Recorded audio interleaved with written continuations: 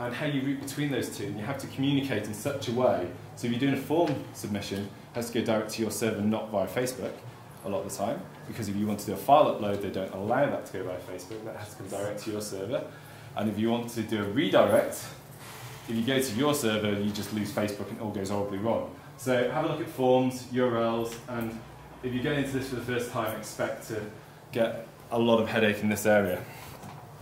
So you've got your users submitting data, you've got them authenticated, and you're ready to go, you're there.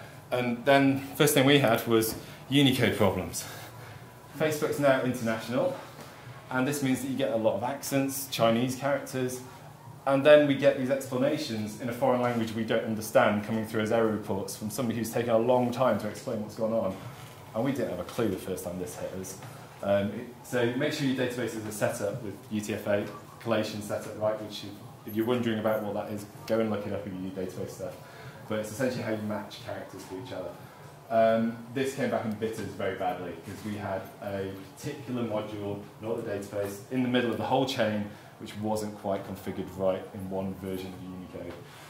And that was a giant headache. So check this out, just bung in, the one we always do, search for Beyonce, copy it from Google, dump it in there, and the E sets everything off. So the other site I do is mixcloud.com, which is online radio, so that's our test case for anything if you want to go and have a look.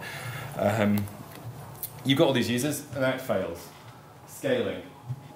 To be quite honest, just don't worry about it. If you get there, deal with it later. I've seen enough guys commit enough amount of time to try and solve this problem.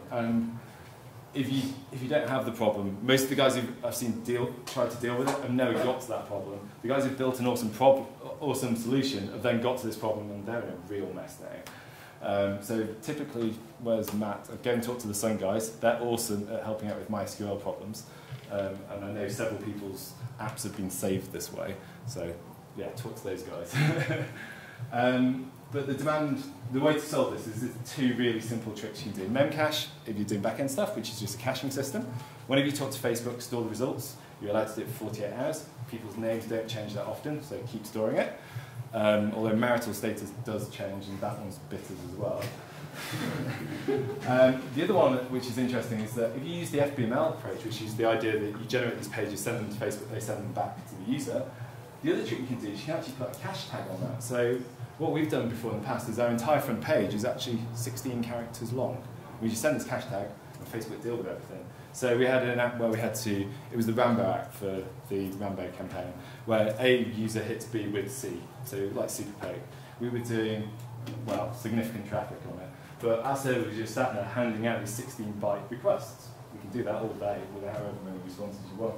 But the FB ref tag allows us to do that because we can associate this entire page load, which has a load of pre-calculated stuff on it, with 16 characters, and tell Facebook every time we send you those 16 characters, just display that entire page. And then we just, in the background, change what that page should be and pass it back to Facebook. It doesn't help if you've got highly dynamic content, but if your content's really static, or a huge part of your site is very static and needs caching, so for us it was scores and things, because they only change every 48 hours in that case. We can just background process these, post them off on those key things. And yeah, it got rid of all our domain problems. Memcache saved us the rest of the day. And the final thing, which we learned very harshly in the last campaign, was Facebook platform changes a hell of a lot underneath you. It's like, anything which says beta on it in the wiki, run away from screaming. It changes a lot, and I don't know whether has anybody here actually tried to use any of their beta features. But Facebook's beta is not Google's beta, which is, Google's beta is probably better than any of our production code. Facebook's beta it's there 1 minute, and then they've totally changed it on you overnight. So we had one example, we did Terminator 4 campaign, and those guys were sat here 2 seconds ago, so I can now say this. But on my holiday out in New York, I literally got a phone call saying, it's not working, what's gone wrong? I'm not best pleased by this.